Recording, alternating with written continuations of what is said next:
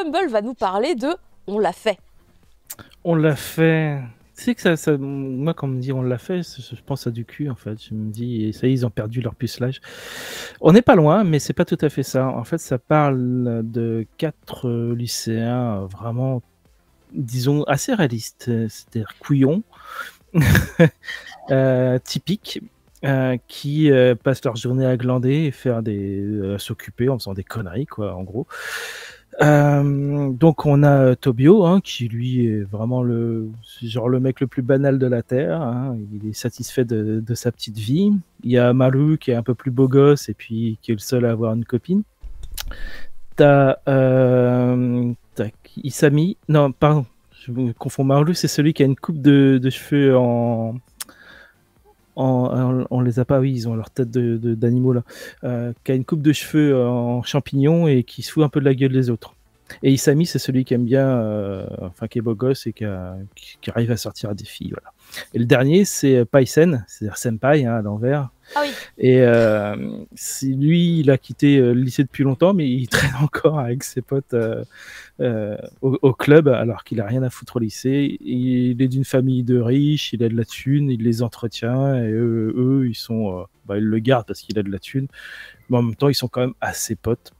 Bref, ils font des conneries, avec des masques, ils vont au bowling, mais ils font des blagues de lycéens, quoi. C'est vraiment des lycéens typiques. Et ils appartiennent au lycée des losers, en fait. C'est quasiment comme ça que c'est c'est présenté, même si tout l'environnement est réaliste, hein. C'est vraiment très proche du réalisme qu'on a par exemple dans Jagan aussi, puisque c'est le même scénariste. Et t'as le lycée Loser et juste devant, juste à côté, t'as le lycée des Kikrin, le lycée des racailles. Donc t'as le lycée des Losers, le lycée Kikrin, et le lycée Kikrin, c'est les harceleurs, les petites frappes, les gangs. Et ils essayent de les éviter, hein, du mieux qu'ils peuvent, sauf que Malou, un jour, il dénigre un peu des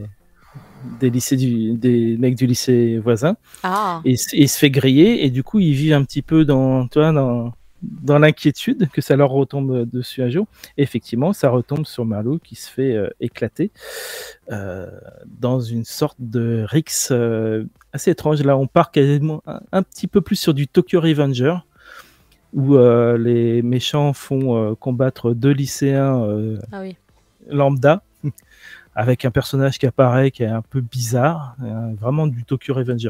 Donc on part sur une autre vibe qui est un peu bizarre. Et au final, il rentre chez lui dans un carton, quoi. Encore en vie, mais littéralement en fait.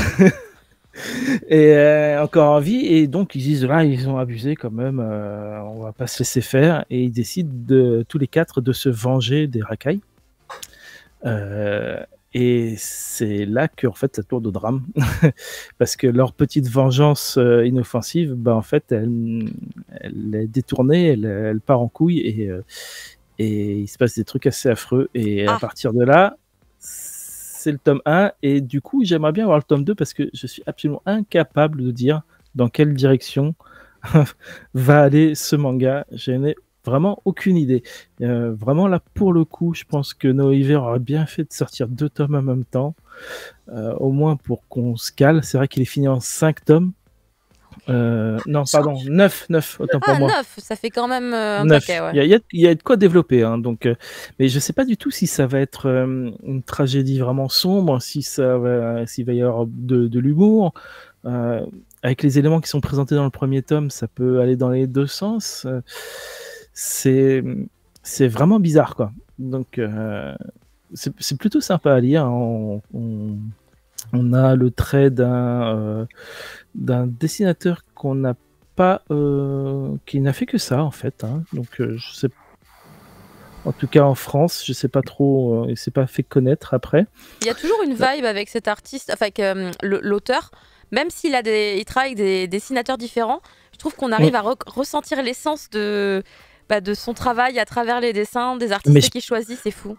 Je pense que c'est ça un peu, c'est le fait d'avoir ces personnages idiots, un peu assez réalistes, assez terre à terre, très avec beaucoup de défauts, et ça se ressent beaucoup dans le dessin, et du fait tu reconnais ces personnages en fait, et même aussi dans ce mélange de réalisme quotidien, de vie de merde de lycéen, et ces trucs de Bosozoku bizarres assez extrêmes.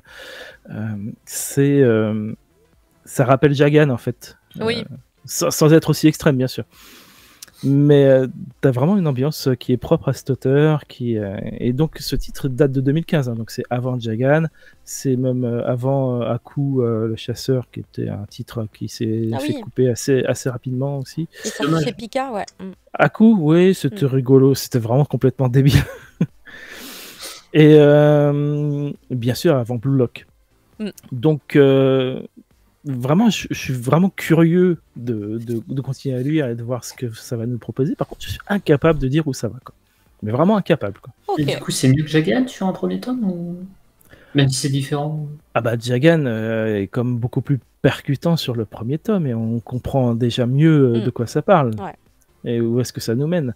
On a tout un univers de posé dans le Jagan dès le premier tome. Là, bon, tu fais ok. Tu sais pas comment ça va être traité en fait la suite. Ah ouais. Tu sais pas du tout le traitement en fait. Tu sais pas si c'est tragicomique, juste ça va partir dans sucette comique, ou si ça va vraiment partir dans le seinen très sombre. Aucune idée. Aucune idée. Donc voilà, une découverte un peu comme le mochi, hein, avec des points d'interrogation. un peu perplexe, très bien. Voilà, Noévé de 2 tomes, ça aurait pas été trop, je pense. Très bien, on leur transmettra. Merci beaucoup, Fumble.